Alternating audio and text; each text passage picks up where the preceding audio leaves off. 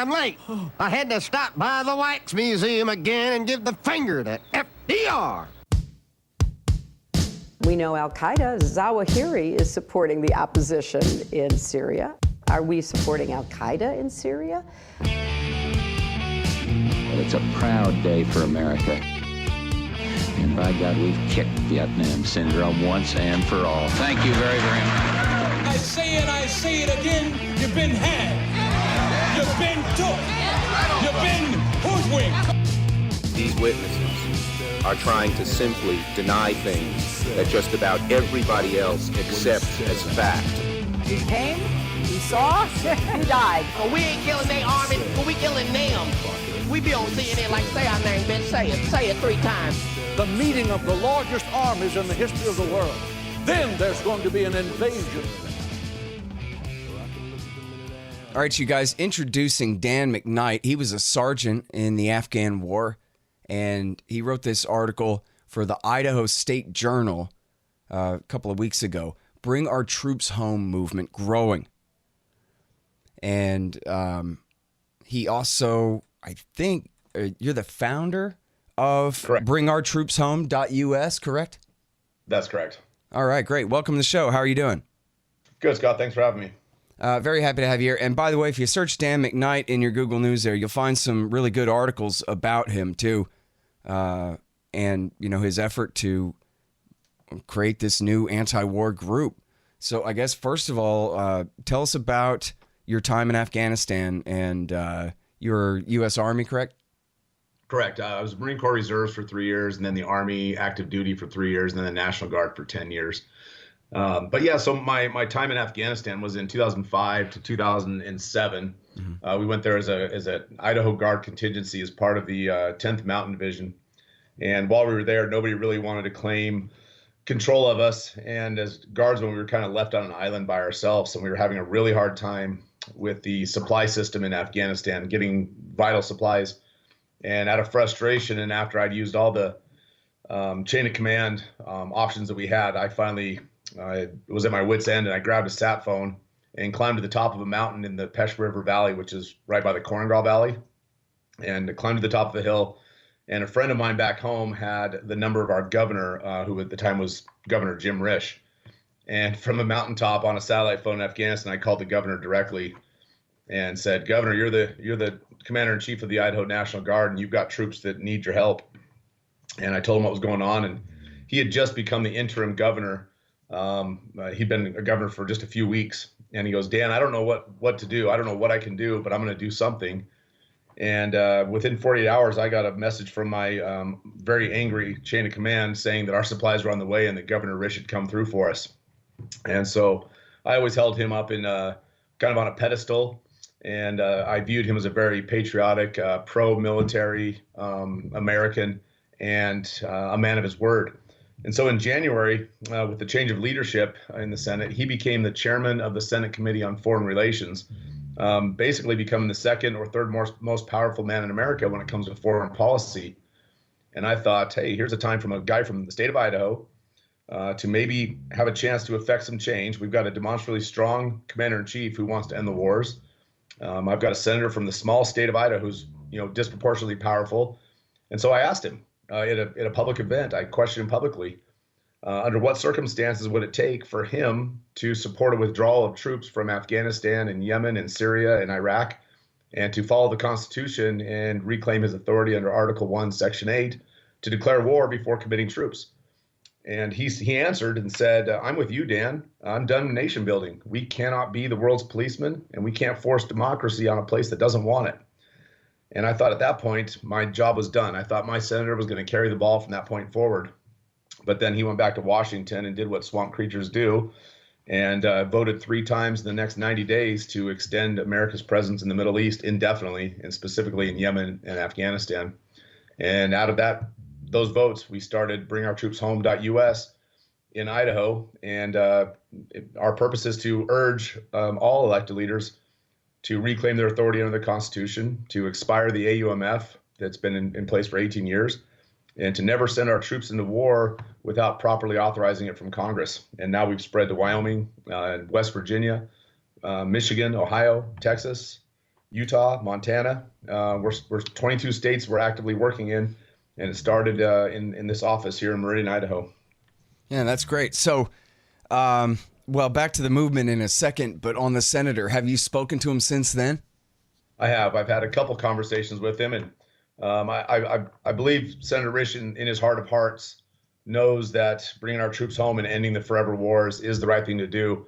It just shows you that even in the light of what's right, that the amount of pressure that comes from the War Caucus and the war hawks in Washington, D.C., and the industrial complex, the military industrial complex, the amount of money that's spent and the influence that it wields causes even people with a sense of right and wrong to maybe vote incorrectly and maybe not even understand the issue.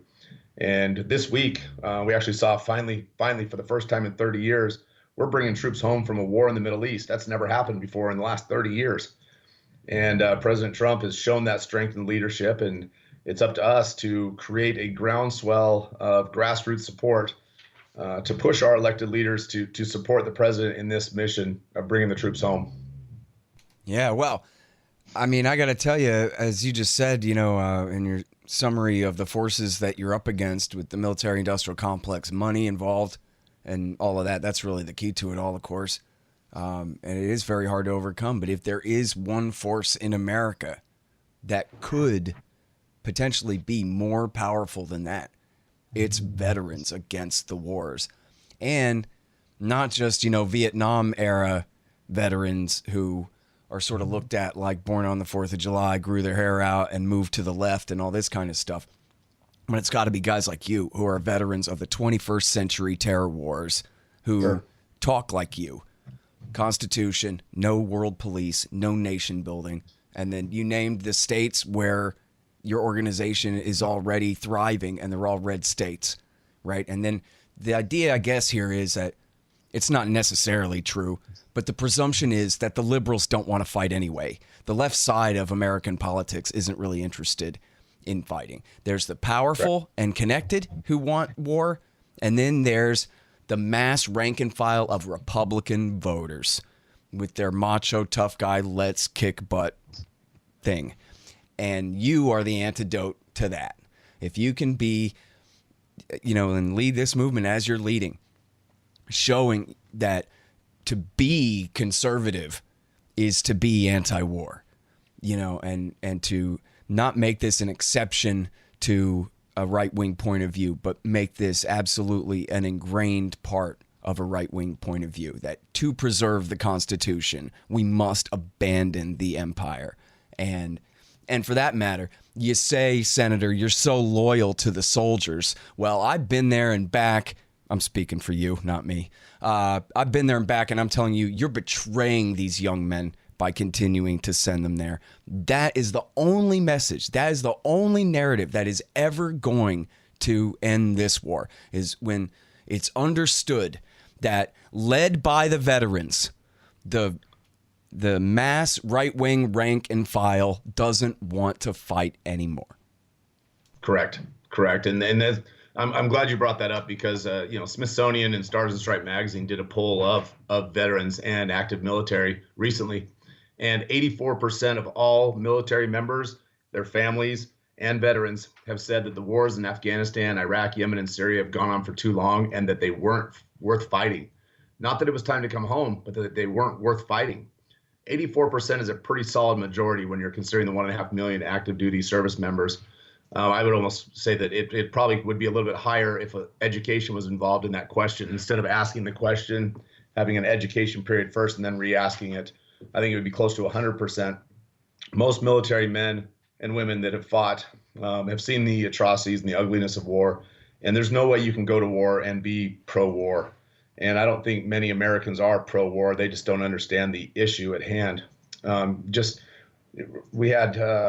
They say it's immoral for us to leave, and especially today they're talking about us being immoral to leave Syria, that we're abandoning the Kurds, that it's a betrayal to them. They fought alongside of us. We should be there to support them. Well, we used to have a policy in this country that we wouldn't enter these entangled alliances. We had a great senator from the state of Idaho, William Borah, post-World War I, that said he fought the Treaty of Versailles and kept us out of the League of Nations. He gave an empowered speech on the Senate floor that basically said, if we enter these entangled alliances, we'll be fighting these endless wars forever on somebody else's behalf. Well, President Trump has said, we're not doing that anymore. We are leaving Syria, and the swamp creatures are upset about it. They're flying to the news channels as fast as they can get in front of the cameras. Mitch McConnell and Nikki Haley and Lindsey Graham and the entire Democratic Party, including Hillary Clinton, they're saying that we need to be there. But you know what? Our ally, our entangled alliance right now is to NATO, and Turkey is a NATO ally, not the Kurds. The Kurds are not a NATO ally. They were paid with military equipment and money to fight alongside of us, and that was the agreement we had with them. Right now, President Trump has put the Middle East, especially those involved in Syria, in checkmate. By withdrawing our troops and getting out of that endless war, every major player in the Syrian conflict is now checked. Nobody can make a move without Russia, without Syria, without Iran, without Lebanon. They're all checked. If one person makes a move, the other one will correct it. And it just shows that we absolutely can be leaders in this anti-war movement, and bringing the troops home is just the start of it.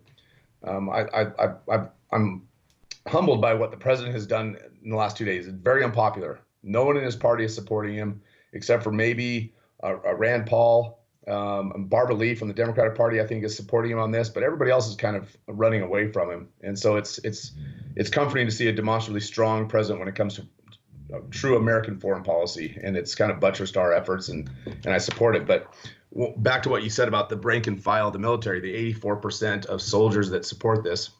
I've had conversations with two high-ranking generals. Charles Krulak, who was the former commandant of the Marine Corps when I was in the Marines in the 90s, is very, very in line with us on this position. His cause in life right now is human trafficking and ending the forever wars.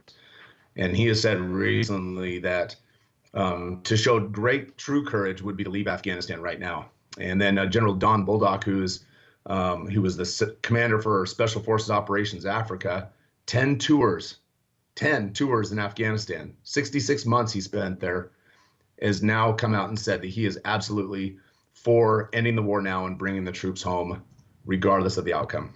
And I think tides are turning. You're starting to see public sentiment, radio shows like your own, national media has caught on the message, and I think the time is ripe. Yeah.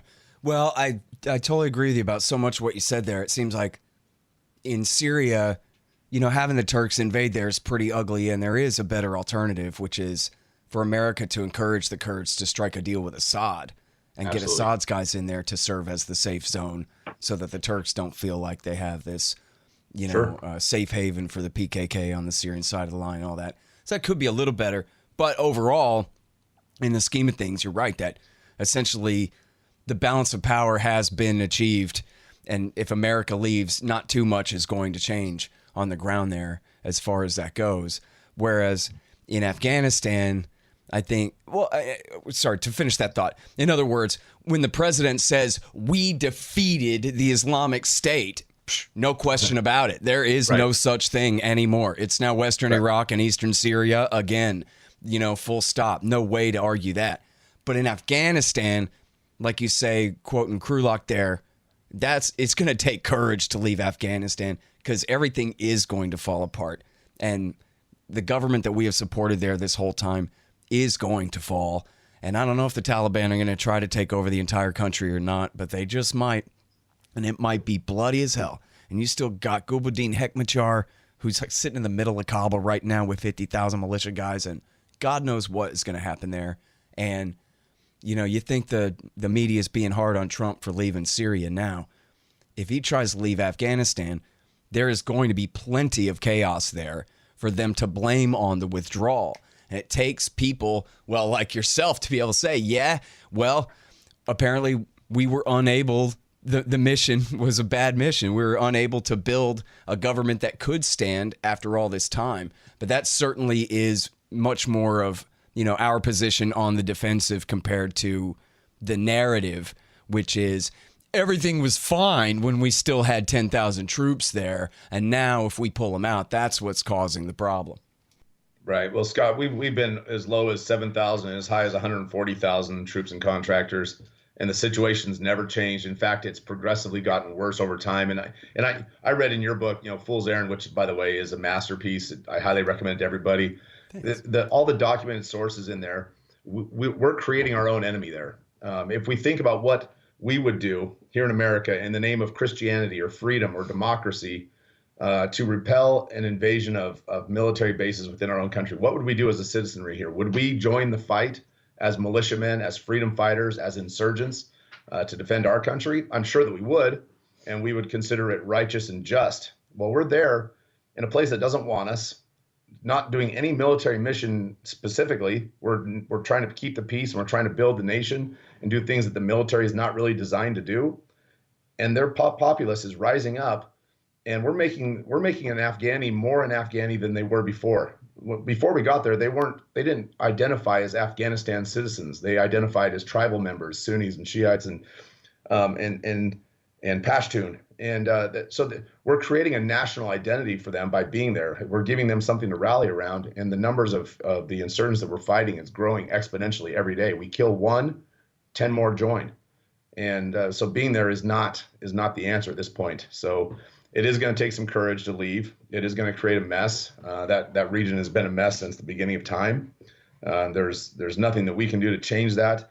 And we can use a big shovel and keep throwing democracy and freedom and money at them. And I don't think it's going to change one thing about their culture. Yeah. Hang on just one second. Hey guys, did I ever tell you about LibertyStickers.com? It's just nothing but anti-government propaganda for the back of your truck. I invented most of them, the good ones anyway. Anti-war stuff, anti-cops, making fun of all the candidates in the upcoming election. LibertyStickers.com. Hey guys, check out the great lineup of podcasts we've got going on over at the Libertarian Institute.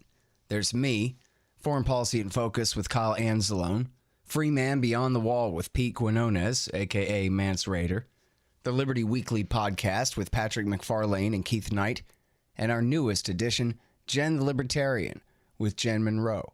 Check them all out at libertarianinstitute.org. Hey guys, don't you think it'd be cool if you could go to college, but Tom Woods was the dean of the thing? Yeah, well, something like that. Check out libertyclassroom.com, where Tom Woods went and had his pick of all the best professors to teach their courses in the real history and economics that you didn't learn when you went to college the first time around, or maybe you didn't learn because you skipped your higher education altogether. But here's some real American history and some real economics, the kind of stuff that you've been missing. It's all at libertyclassroom.com, and make sure to click through the link in the right-hand margin of my website, scotthorton.org. Well, now, I mean, I'm sure this is the criticism that you get all the time, though, right? Is what about security? I mean, geez, you don't want to really surrender the whole field, whether Afghanistan or anywhere else in the Middle East, to the terrorists who are going to come and get us, who are going to claim they won the war and we lost, and they're going to attack us over and over again. And what about that? No, that's a great question. And our military is a quick strike military. We can strike anywhere in the world in a very short period of time from our established domestic bases and our allied bases throughout the world. We have a carrier group in the Persian Gulf at all times. We can strike at any moment, anywhere. And we showed that after 9/11. We had troops on the ground just days after the attacks in New York City and in Virginia and Pennsylvania. Our presence there, I think, creates more problems than it actually helps. A good friend of mine that I served with, Sergeant First Class James Kroenke, wrote a piece that was it's probably going to be published this week in Idaho, about the waste in Afghanistan and how we would go there to these places that had former Soviet buildings, big warehouses and office structures and command posts that were there left over after the Afghanistan invasion, and they sat empty, unused by anybody. No villagers, the Taliban, nobody used them. And we would always ask the locals why those buildings sat empty, and they always said the same thing. Those aren't Afghani buildings. Those are Russian buildings. If we use them, our enemies will kill us. That we'll be looked upon as traitors to our people. And so all these things that we're building, same thing's happening. We're building schools and water treatment facilities and roads and hospitals, and then we turn them over to them, and then they instantly turn them over to the local warlords, who in turn turn them over to the Taliban. Our structures that we're building, the nation building that we're doing, the infrastructure, it's not wanted there. They don't want it. They don't want it. It's not their culture. We can't force Western ideas on them. And so it's time for us just to simply wash our hands of this horrible, bloody and mistake-ridden mission and bring them home. It's going to create a vacuum. It is. But the world stage is going to need to step up and patrol, and don't leave that burden on the United States. We've been the world's policeman for far too long. Mm-hmm. All right, now I don't want to offend anybody or hurt anybody's feelings, but I do think that Liz Cheney has less charisma than her father. But I wonder, in your neck of the woods up there, pardon me for lumping Idaho in with Wyoming and other states like that up there. Texas is big enough. It's a region, so yeah. I wonder, just listening to the radio and talking with the people, what's the average Republican's take on Liz Cheney? Are they sick and tired of the Cheneys and the war? Like, they see her as a representation of the wars and sure wish someone else would push her out of the way? Or are they really still like that kind of thing just fine overall, or what? I think you'd probably recognize this. The Republican Party has two factions, right? It has the liberty-minded folks that are libertarian with a small L, and Republican conservatives. And I think that they're more in line with the modern thinking of the libertarian and Republican mindset. And then there's the old, I call them the blue hairs, that anything with an R after their name is who they're going to support. And I think that's where Cheney gets her support from, is from the people that remember in the early 2000s after the September 11th attacks. The famous line, either you're with us or you're with the terrorists. And those people, I think, support everything we do in the war. They support the war hawk mentality, and they support Liz Cheney. I know Liz Cheney is a carpetbagger. Wyoming is not her home. She went there to run, and she's made no secret that she wants to be the Speaker of the House in a bad way. And we've got a couple people that work with us on the Wyoming Bring Our Troops Home movement. State Majority Whip Tyler Lindholm, who wrote a piece asking Liz Cheney to stop carping at the President of the United States and attacking his foreign policy, and to get in line with modern Republican thinking. And she responded in kind and kind of attacked Tyler. And then in response to that, Rand Paul tweeted, and it started a little bit of a Twitter battle between Rand Paul and Liz Cheney. And it was national news for a couple days. I think most Republicans are not Liz Cheney fans.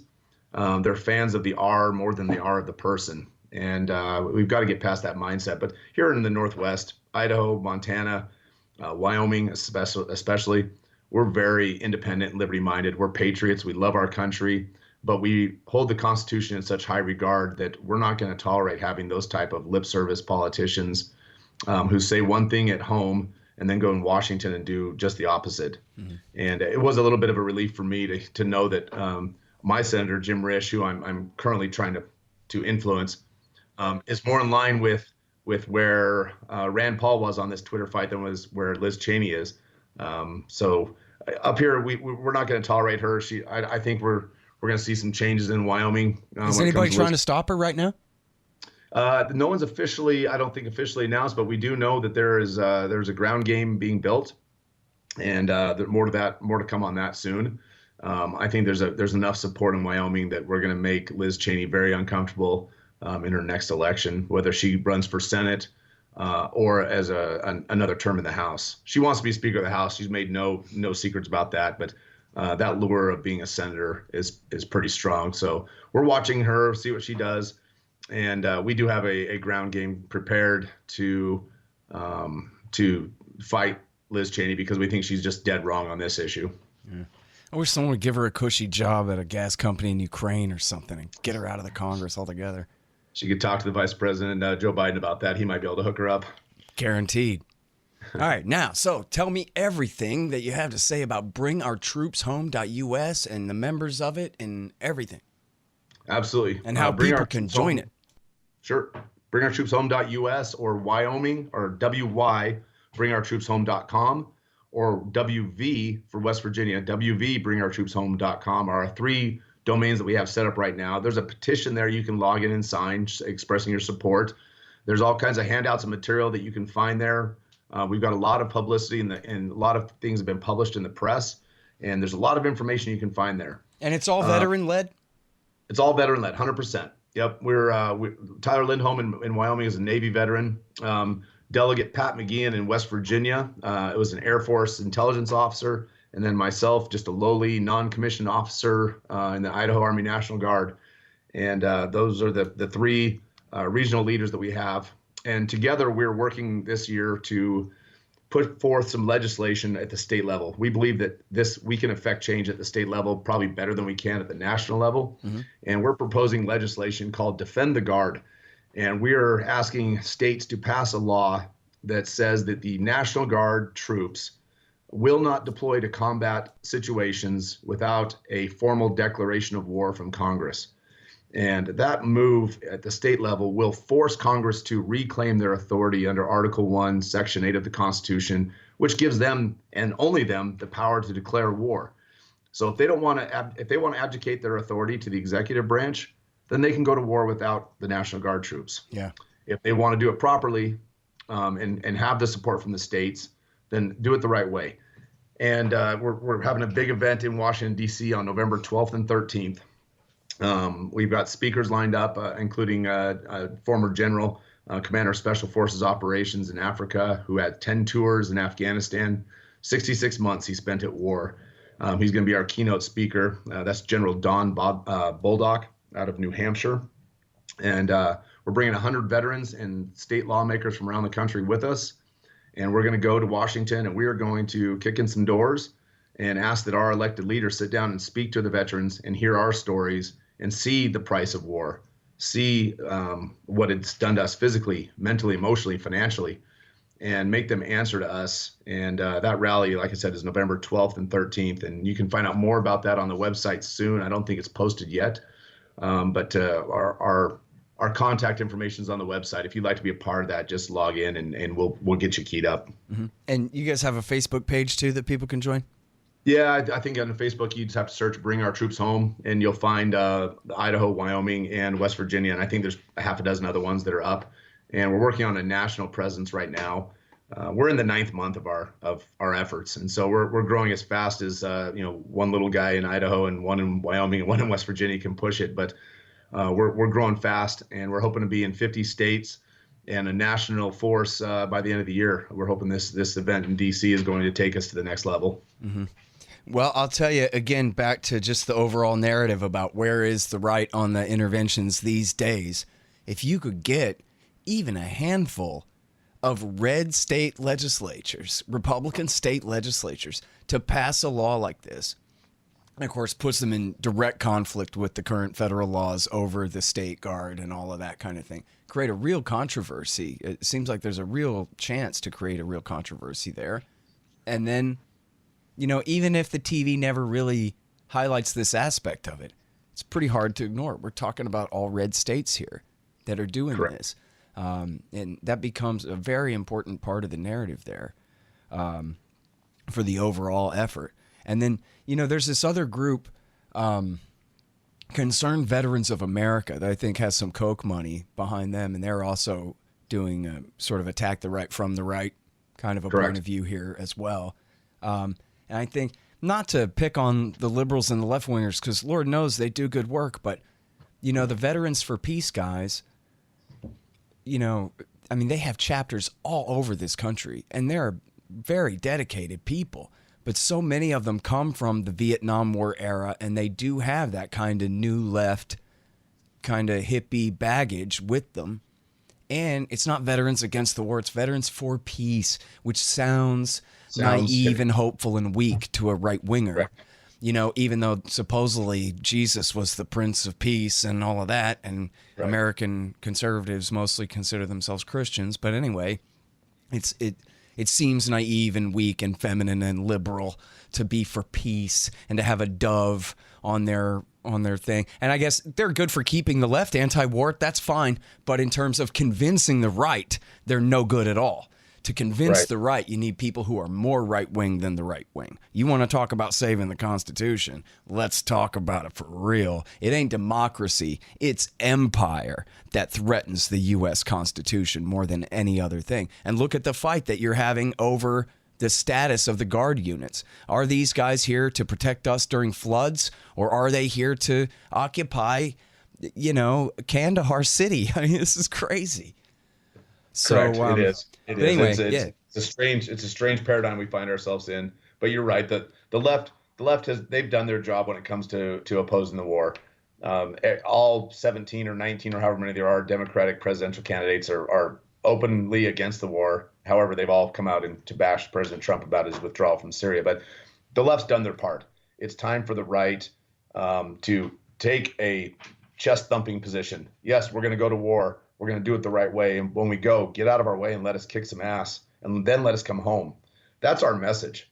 We're not anti-war. We're not. I don't even. It's a tough message. Nobody wants to go to war. But if it becomes necessary, follow the Constitution, give us proper authorization, and then get out of the way.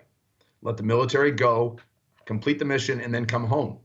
And if we do that, I think everybody on both sides of the aisle would come together and agree that that's kind of the right position to be in. Yeah. Well, and it goes to back to what you're saying about, well, the question is what the mission is, whether it's defeating the state that is our enemy that we're fighting and presumably some country ever attacks us or something like that, or whether it's actually we're the aggressors, we're the ones invading a country and overthrowing the government and trying to build a new one there and all of these other things. There's no amount of force that gets that done, as we've seen in Iraq and in Libya and in Afghanistan as well, you know? Correct. Correct. Yeah, but anyway, so, man, I just think it's such great work that you're doing and the most important work, and I know I have a lot of veterans in this audience, well, I don't know how many, but quite a few anyway, who listen to this show, and so, you know, I hope that they will maybe take the opportunity to you know, join up the group and see what they can do to support it, find a place to fit in here.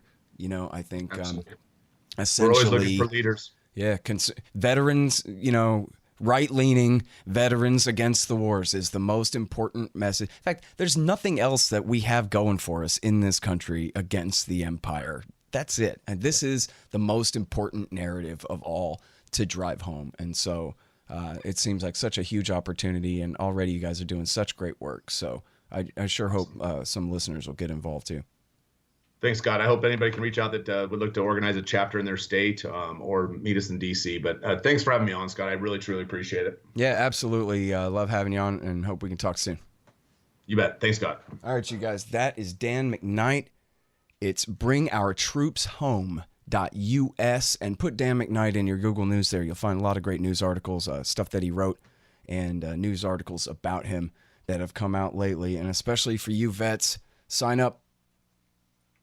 All right, y'all. Thanks. Find me at libertarianinstitute.org, at scotthorton.org, antiwar.com, and reddit.com/Scott Horton Show. Oh, yeah, and read my book, Fool's Errand, Time to End the War in Afghanistan, at foolserrand.us.